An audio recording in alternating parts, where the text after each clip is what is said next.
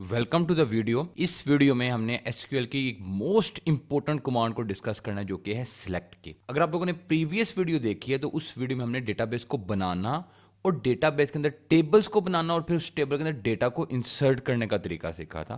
तो हम उसी वीडियो से लिंक करके अगली वीडियो को लेके चलेंगे। तो मैं यहाँ पे न्यू क्वेरी पे क्लिक करता हूँ। अगर आप लोगों ने प्रीवियस वीडियो नहीं देखी तो पहले आप जाके प्रीवियस वीडियो को देखें और फिर हम आगे काम करेंगे इसमें। तो अगेन आप देख सकते हैं यहाँ पे मास्टर फाइल सिलेक्ट हुई हुई है, तो हमें अपनी डेटाबेस को सिलेक्ट करना होगा। तो उसके लिए मैं लिखूंगा यूज जो भी आपके डेटाबेस का नाम था, तो हमारे डेटाबेस का नाम था स्टूडेंट रिकॉर्ड। इंटर, देन इसको ड्रैग करके कंट्रोल ई प्रेस कर दें या एग्जीक्यूट पे क्लिक कर दें, दोनों एक ही काम करेंगे। तो ये तो कमांड कंप्लीटेड सक्सेसफुली। अच्छा, अब आप इसी क्वेरी में काम करना चाहते हैं तो भी ठीक है, अगर आप नई क्वेरी ओपन करना चाहते हैं तो भी ठीक है। तो मैं यहाँ पे न्यू क्वेरी को ओपन कर लेता हूँ। तो आप देख सकते हैं यहाँ भी स्टूडेंट रिकॉर्ड ही है। अब स्टूडेंट रिकॉर्ड के अंदर से मुझे, अब स्टूडेंट रिकॉर्ड के अंदर मैंने कुछ डेटा इंसर्ट किया था, कुछ टेबल्स बनाए थे, उस टेबल में डेटा भी था। अब मुझे वो टेबल चाहिए, वो डेटा चाहिए, उसमें कोई एक रो चाहिए, 2 रोज चाहिए। तो अब डेटा को निकालने के लिए टेबल के अंदर से हमें यूज करनी पड़ती है सिलेक्ट कमांड। तो मैं लिखता हूँ SELECT सिलेक्ट। एक गुड प्रैक्टिस है कि एसक्यूएल की जो कमांड्स होती हैं उनको अपर केस में लिखना चाहिए। तो मैंने सिलेक्ट को अपर केस में लिखा, सिलेक्ट स्टैटिक। स्टैटिक का ये मतलब है कि जो भी पूरा टेबल है वो पूरा का पूरा आपके पास डिस्प्ले हो जाए। सिलेक्ट स्टैटिक किसके अंदर से? फ्रॉम स्टूडेंट्स के अंदर। अब देखें, स्टूडेंट रिकॉर्ड थी डेटाबेस जिसके अंदर हम काम कर रहे हैं। स्टूडेंट था, उसके अंदर एक टेबल था, तो मैं स्टूडेंट पे क्लिक करता हूं। एंड एक अच्छी प्रैक्टिस अगेन, एंड पे सेमीकोलन लगा दें। तो ये कंट्रोल ई प्रेस करें, तो ये सारा टेबल था, ये था स्टूडेंट्स टेबल, किसके अंदर? स्टूडेंट रिकॉर्ड के अंदर था। अब इसके अंदर 5 कॉलम थे, ID, first name, last name, department and join date. अब हम इसी से काम लेके आगे चलते हैं।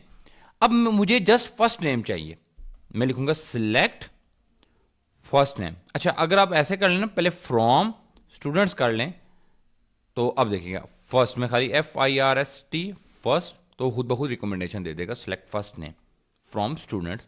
तो ये देखें, अब सारा टेबल डिस्प्ले नहीं होगा, ये फर्स्ट नेम जस्ट डिस्प्ले हो गया। अच्छा, इसी तरीके से अगर मैं ये चाहता हूं कि मल्टीपल्स टेबल को कॉलम्स को प्रिंट कराया जाए, लाइक फर्स्ट नेम के साथ मैं चाहता हूं लास्ट नेम को भी, तो लास्ट नेम, तो ये देख लें लास्ट नेम भी इसके साथ डिस्प्ले हो जाएगा। ये लास्ट नेम हो गया। अच्छा, अगर आप देखें फर्स्ट नेम और लास्ट नेम, आपको मैंने पहले बताया था अगर आपने सारे टेबल कराना तो आप स्टेरिक का सिंबल यूज करेंगे। अब अगर आप देखें फर्स्ट नेम और लास्ट नेम, ये जो ID 1 है, रो 1 है, उसमें सेम है और रो 5 में भी सेम है। अगर मैं सिंपल फर्स्ट नेम को कर लेते हैं, मैं यहां पे करता हूं सिलेक्ट फ्रॉम, पहले कर लें फ्रॉम स्टूडेंट्स। अब फर्स्ट नेम को करते हैं जस्ट, तो ये देखें, तो इसमें फर्स्ट जो रो है उसमें भी अरसलान है और 5th रो है उसमें भी क्या है? अरसलान है। मैं ये चाहता हूं कि डेटा फर्स्ट नेम डिस्प्ले तो लेकिन डिस्टेंस अलग अलग, जो सेम है वो एक दफा डिस्प्ले हो, वो मल्टीपल टाइम डिस्प्ले ना हो। तो उसके लिए आपने क्या यूज करना है? कोर कमांड यूज करना है, इसको कहते हैं डिस्टिंग, DISTINCT डिस्टिंग। अब अगर आप देखिएगा, अब आपके पास 4 रोज रह जानी है, 5 रो नहीं डिस्प्ले होंगी। क्यों? क्योंकि जो अरसलान था वो मल्टीपल टाइम आया और हमने क्या कर लिया, बोला कि डिस्टिंक्ट फर्स्ट नेम को सेलेक्ट करें, यानी कि यूनिक फर्स्ट नेम है उनको सेलेक्ट करें, जो रिपीट हो रहे हैं उनको जस्ट 1 टाइम सेलेक्ट करें। और सेकेंडली देखें, इसने डेटा को अल्फाबेटिकली सॉर्ट आउट भी कर दिया है। पहले ऐसे नहीं था। अब यहाँ पे अगर देखें, मैं इसको रन करता हूँ, तो ये देखें अरसलान, अली, बिलाल, सरमद एंड अरसलान, लेकिन अब उसने इसको सॉर्ट आउट करके भी लिख दिया है अल्फाबेटिकली। तो इस तरीके से डिस्टेंस को यूज किया था। अच्छा, इसके साथ में लास्ट नेम को भी कर सकता हूँ, लास्ट नेम, ये देखें। अच्छा, लास्ट नेम के लिए आपको सेपरेटली डिस्टेंस करने की जरूरत नहीं है। अब ये डिस्टेंस क्या करेगा कि जो भी फर्स्ट नेम यूनिक है उनके अकॉर्डिंग डेटा को क्या कर देगा? रिटर्न कर देगा। तो ये लास्ट नेम को भी सारा सेलेक्ट कर लिया। अच्छा, एक और चीज होती है जो आपने ख्याल रखना है, वो है सिलेक्ट, और वो ये है कि मैं एलिसिंग करना चाहता हूं। मैं लिखता हूं फर्स्ट नेम, पहले फ्रॉम कर लेता हूं, फर्स्ट नेम फ्रॉम स्टूडेंट्स। तो ये देखें, मैं इसको स्टूडेंट्स, ये कंट्रोल ही, तो ये देखें। अच्छा, मैं फर्स्ट नेम वाले कॉलम का नाम चेंज करना चाहता हूं, मैं लिखूंगा एज, मैं कर लेता हूं लाइक एफ नेम। सॉरी, यहां पे आपको इसको इकट्ठा लिखना पड़ेगा। तो ये देखें एफ नेम, अगर मैं स्पेस दूंगा तो ये एरर भी बन सकता है, ठीक है। आप अगर आप स्पेस देना चाहते हैं तो आप या इस तरीके से लिखते हैं इसको अंडरस्कोर के साथ, तो ये ठीक हो जाएगा एफ नेम। स्पेस इस तरह आप डायरेक्ट दे नहीं सकते। स्पेस देने का एक तरीका होता है और वो होता है अगर आप ये, अब देखिएगा अब स्पेस फर्स्ट टाइम में स्पेस भी आ जाएगी, लेकिन नॉर्मली ऐसा किया नहीं जाता। तो ये एलिसिंग की जाती है। एलिसिंग आप मल्टीपल कॉलम्स की भी इकट्ठी कर सकते हैं। लाइक मैं कर सकता हूं लास्ट नेम की भी एज एल नेम। अगर ऐसे लिखूंगा तो ये एरर आएगा। अगर मैं इसको स्क्वायर ब्रैकेट्स के अंदर कर दूं तो ये एरर क्या हो जाएगा, रिमूव हो जाएगा। तो ये देख लें, first name and last name. अब एक और काम करते हैं, और वो ये काम है, मैं ये चाहता हूं कि फुल नेम डिस्प्ले हो जाए। सिलेक्ट, तो मुझे फर्स्ट नेम और लास्ट नेम को कंबाइन करना पड़ेगा। मैं ये चाहता हूं कि जो फर्स्ट नेम और लास्ट नेम वाला कॉलम है ना, ये आपस में कंबाइन होकर एक नया कॉलम बन जाए, जिसको मैं बोल दूं फुल नेम। उसके लिए हम यूज करेंगे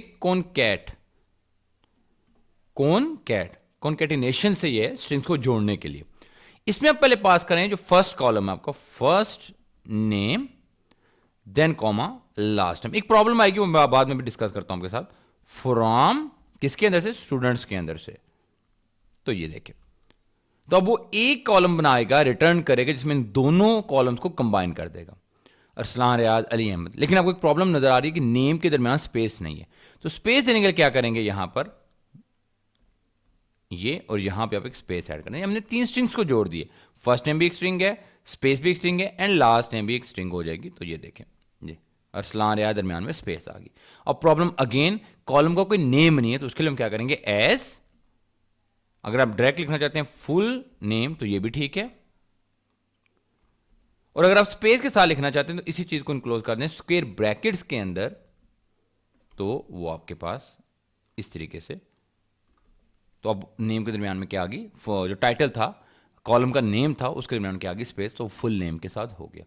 अच्छा, मजीद ऐसा भी कर सकते हैं डिस्टिंक्ट, अब भी ये ठीक काम करेगा। अब देखें, अब उसने जो 2 टाइम्स अरसलान रियाज आ रहा था उसको एक्सक्लूड कर दिया, उसको 1 टाइम ही कंसिडर आउट किया। तो इस तरीके से हम सेलेक्ट कमांड को यूज करते हैं जब भी डेटाबेस के अंदर सबको कुछ भी टेबल के अंदर से डेटा निकालना है, उसको यूज करना है। सबसे पहले उसको सेलेक्ट किया जाता है। सेलेक्ट के अंदर आप जो जो कॉलम्स होते हैं उनकी डिटेल लिखते हैं। फ्रॉम के अंदर उस टेबल का नाम लिखते हैं जिसके अंदर से आपको डेटा को निकालना है, जिन कॉलम्स को निकालना है। तो अगर आपको इस वीडियो में कोई प्रॉब्लम आ रही है तो मुझे जरूर कमेंट सेक्शन में बताइएगा। Thank you.